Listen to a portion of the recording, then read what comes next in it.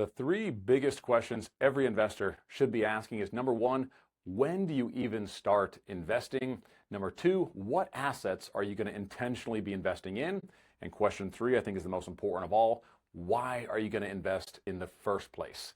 Now, most investors never answer those three questions, which is why their investment strategy often feels like they're gambling.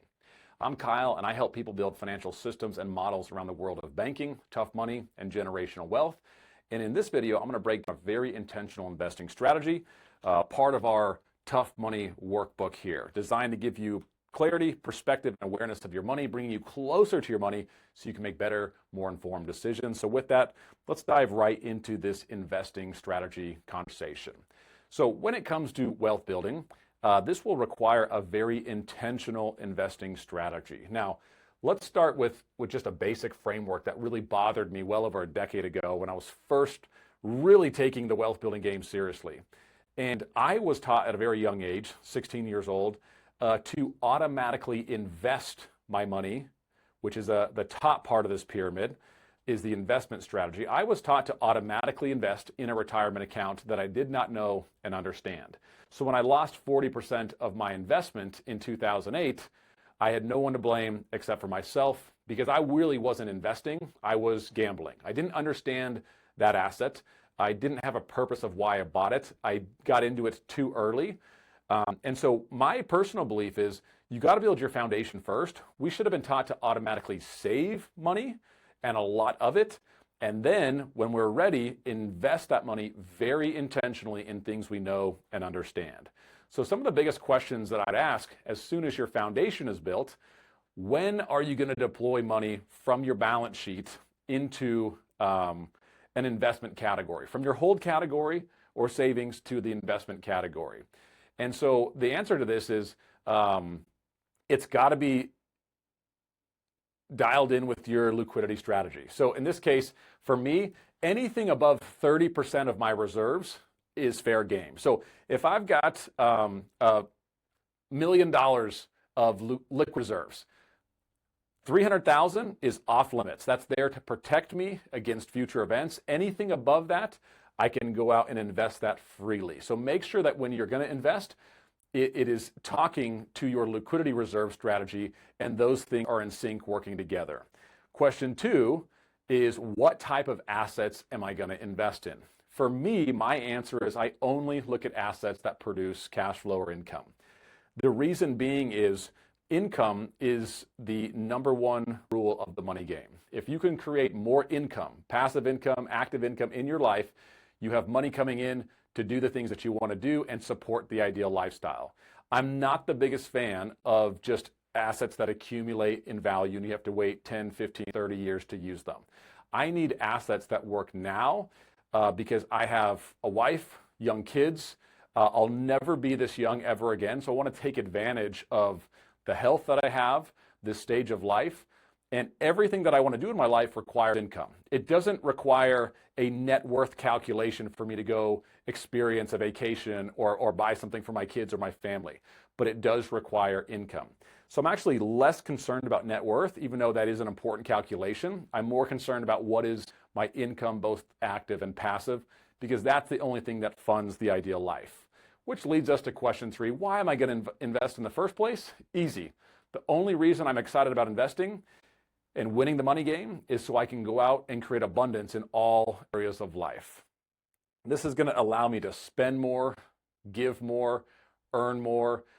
Anything that I want to do in my life, spiritually, personally, family, with my occupation, can all be funded with the financial area of life. So being very intentional on these three questions will eliminate a lot of the noise, a lot of the uncertainty, and a lot of the trends that are out there that are never going to help you achieve what you actually want to achieve.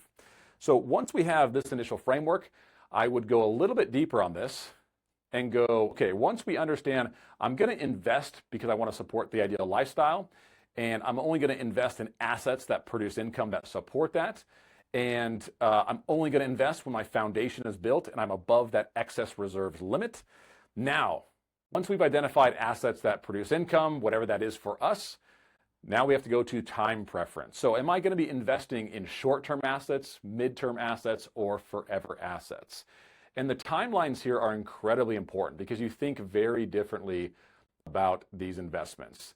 So anything short term, I would say, is less than a year. Midterm is 1 to 10 years. Anything you're going to own for 10 years and above, ideally like 100 years, like these are assets when you buy them, you're never going to sell these. So if we talk short term, this could be things like short term loans, could be hard money lending. You could wholesale properties, you could get into bonds, you could flip properties. There are a lot of things that you could do short term assets. Now, midterm would be like residential rentals. You could look at tax liens, business investments, stocks, mutual funds, owner financing notes. A lot of things could be in the midterm category. And so you think about your risk and everything else much differently when you know, like, am I getting into this deal for 10 months or am I getting to this deal for 7 years? And this will definitely change your investing criteria and what you're looking at and who you're in business with as well. Lastly, forever assets. This would be like apartment buildings, commercial real estate.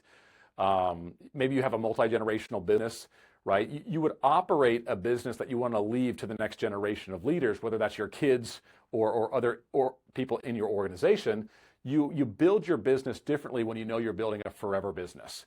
You buy assets differently when you know this is a forever asset.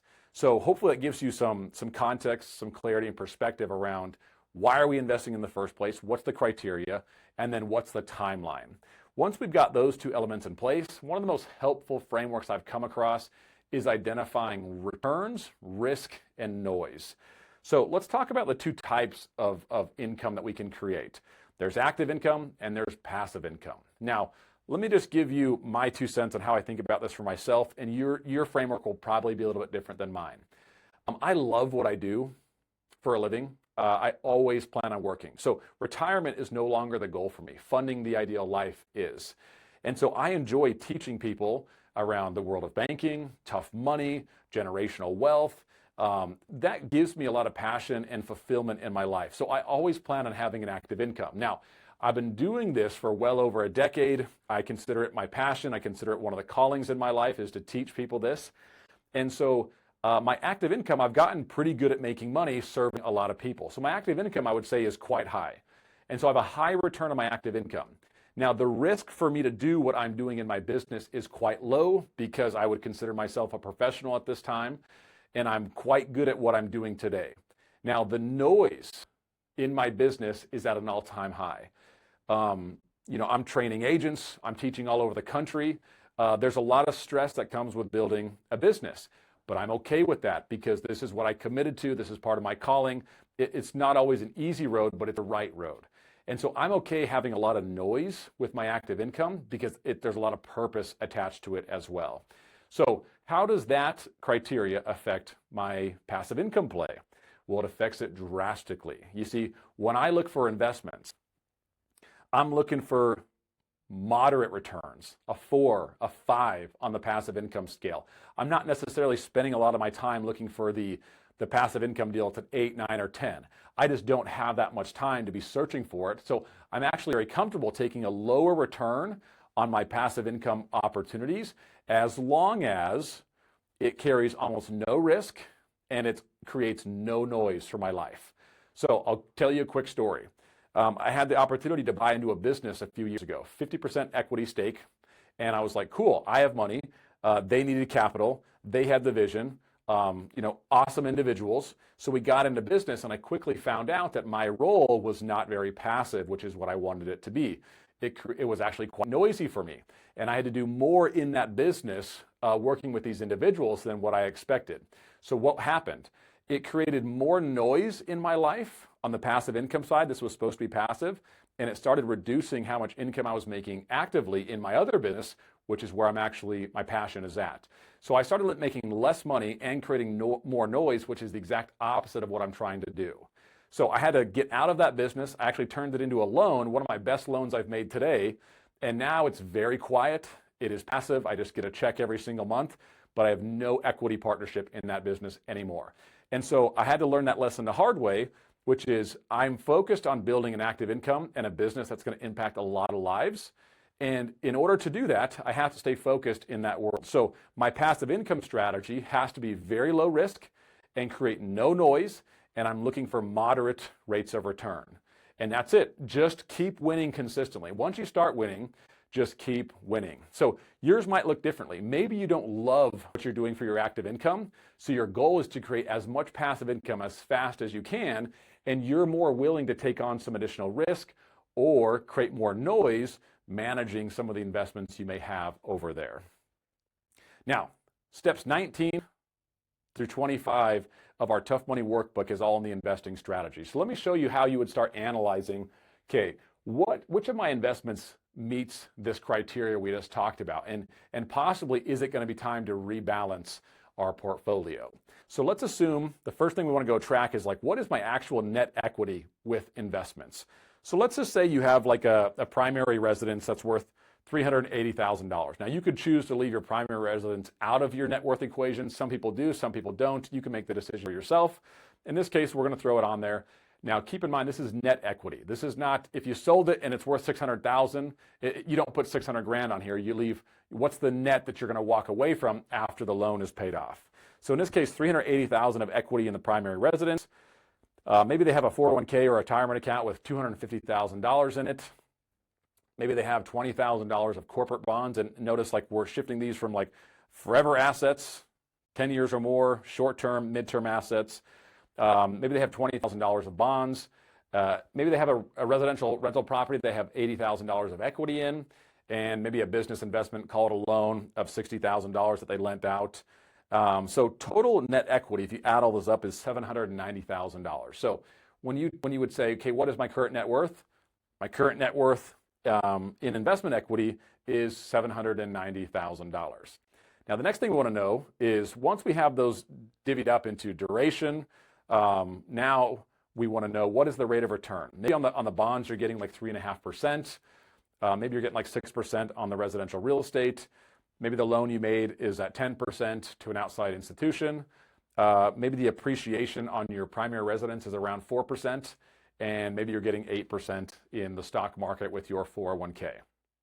So a lot of times if we're not monitoring these rates of return, we're not close enough to the money. And a lot of times we wouldn't buy the same assets in today's economic environment that we bought them in years previous. So this is an exercise worth going back over and making sure that you don't have underperforming investments on your balance sheet. Now, next thing we want to do is calculate, well, how much monthly cash flow are my investments creating that will help me fund the ideal life? So let's assume the amount of income that's coming in from those bonds every month is $60 a month. Maybe you're earning $400 a month on your rental property, and that business loan is bringing in around $500 a month. Well, if we look down at the other assets we own, primary residence does not bring in any monthly cash flow, neither does your retirement account. So if we add those up, we're making $960 per month with $790,000 of investment equity. And if you do just the return on that, like how much cash flow are my investments producing? In this case, the return on, $960, let's call that almost $12,000 a year, against $790,000 of equity, you're getting like less than a 2% return on a cash flow perspective from your investment category. And when I really started looking at this, I said, man, I got a lot of investments that are not helping support the ideal life. And so this is why I had to get really intentional with what am I investing in? Is it supporting my ideal life? And so very healthy exercise to do. Now, some of the last things we want to answer in the workbook. My investment rate of return preference is what? How would you describe your investment return preference? Are you ultra conservative or are you very aggressive? Maybe for this one, I'm going to put moderate. Next question, my investment risk preference. When you go to invest, are you ultra conservative, conservative, moderate, aggressive, or very aggressive? Maybe this person is, I'm more conservative when it comes to the risk that I'm looking for. And last one, what's your noise preference? Are you looking for extremely quiet assets like I am? Are you okay with more moderate to loud investments because you love that part of the investing world and like getting in there and making something happen? Everyone's going to be so different with this. But the reason this exercise is important is as you start building your wealth building team, they need to help you answer this question. Does your wealth building team know your investment rate of return, risk, and noise preferences?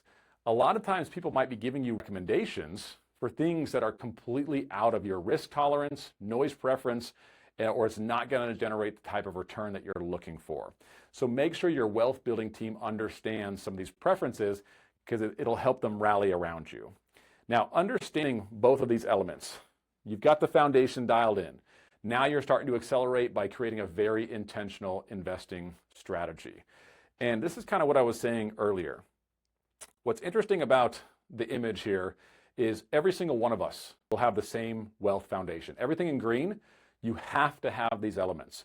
So we should have been taught from the very beginning, at a very early age, invest in financial education, become more aware of your money, and become a really good automatic strong saver. Once that was in place, now we can move to the investing side and go invest very intentionally. But if you think about how the majority of people build their wealth, they build what's called an inverted pyramid. They were taught to automatically invest into retirement accounts as early as possible. You got time. Losing's part of the play. All of those things, I think, are half-truths that were designed to separate us from the control of our money. And so if you build the foundation right and then invest intentionally in things you know and understand, you will win the money game in a fraction of the time. Most importantly, you'll do it with less risk. Now, as always, I want to just reiterate this. Understanding your investment criteria, and more importantly, where you're at in the money game, will dictate what strategies you should be looking at as well. So you've probably heard people online or gone to seminars or masterminds, and you hear someone that's very, very successful, maybe a $50 million net worth or $10 million net worth, whatever that is, and you're saying, man, I'd love to do some of the things that they're doing. But a lot of times they're in a different wealth level than we are, and if I'm not in that same wealth level, I can't focus on the same things that they're focusing on. So don't get distracted with shiny objects. Stick to where you're currently at, get the most important next steps done so that you can progress through the tough money levels. So, as always, reach out, book an appointment with me. I'd love to walk you through an intentional investing strategy. We're going to do that through what's called a path of money analysis, so that you understand exactly what are the next best moves for your financial game. And with that, as always, remember to invest into truth over trends, education over products, and people over profit.